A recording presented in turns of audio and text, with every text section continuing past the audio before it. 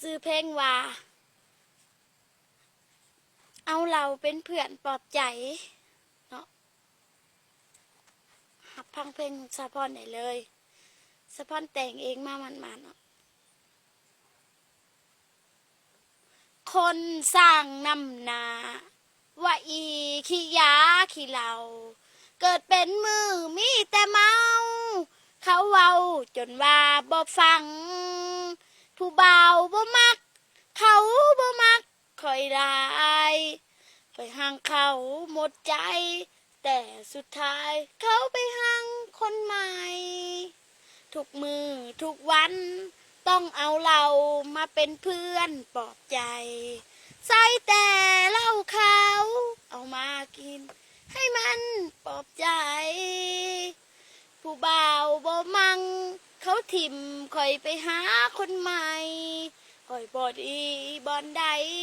ผู้บ่าวบ่เว้ามาสักคำจังแม่นเขา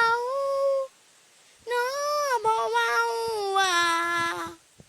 เป็นแฟนกับคอยมาสังเหตุจันใดเนาะใจผู้ชาย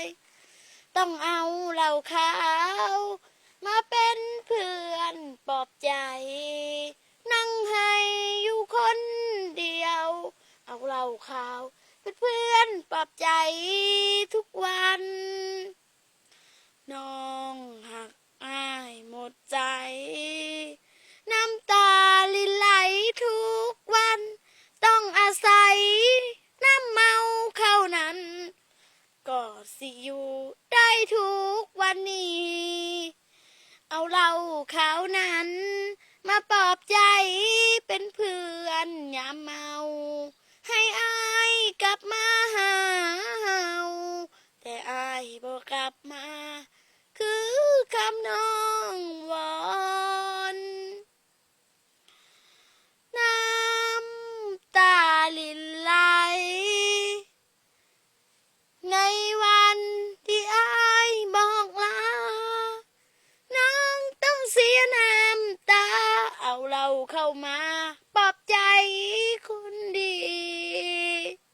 เหล้าขาวนั้นต้องมาปลอบใจ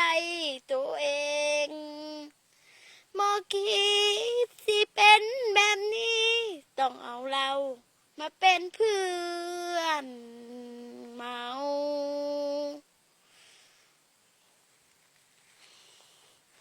นี่ก็คือเพลงสะพอนแต่งใหม่มาอีกเนาะ2 เพลงสะพอนกามาได้สนิทของเรามาสักดี